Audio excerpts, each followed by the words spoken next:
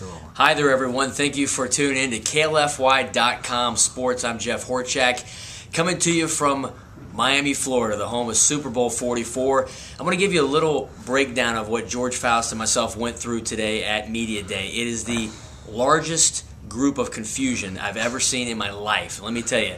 We started out the day leaving our destination where we were staying during the trip, and we headed to the convention center in Fort Lauderdale where we had to pick up our press passes.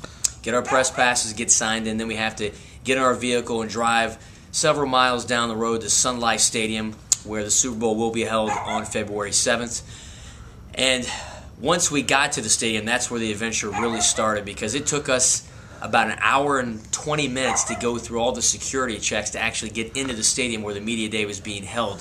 Unbelievable media, or I should say security checks we had to go through. Several different lines of pat-downs. They went through all of our equipment. They also had dogs sniffing around for different types of paraphernalia. Actually, we had to go through metal detectors as well. Just like you go to the airport and you go fly, we had to go through that, but it was several different layers of security. So heightened security for this Super Bowl, as expected. So it takes us about an hour and 20 minutes just to get into the stadium. Then once we get in, we walk into the indoor facility. They had a big banquet area inside the stadium where the actual media day was held. They moved it inside because of the threat of rain today. So we go inside. You have about an hour with the Colts. By the time we got in there, they already had gone through about 45 minutes. So we had about 15, 20 minutes with the Colts players. They have about 15 of their key players on different podiums. And you have you plug into a box, get an interview, get a mic up close. However you can get an interview, you try to get it. They have some guys milling around.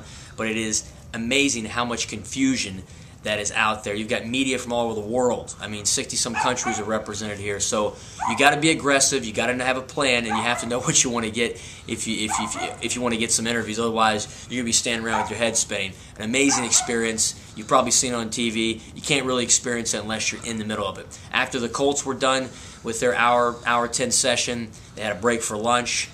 Grab it and growl. Grab some food, get what you can get, and then the Saints come in for about an hour and 10 session. And same thing, you try to go up, get the interviews, get what you can, one-on-ones, whatever you can get. And then after we get all the interviews done, you go down, shoot your stand-ups for your stories, then you go back, try to edit them, and try to send them back to your destination. That's also a big adventure. So a fun-packed day on Tuesday, a lot of work, but we got stuff back, and I think we accomplished what we wanted to. Stay tuned to KLFY.com for more video blogs every day. George and yours truly will be talking about our experience here in Miami, covering the Saints in their first ever Super Bowl. I'm signing out. Have a great night.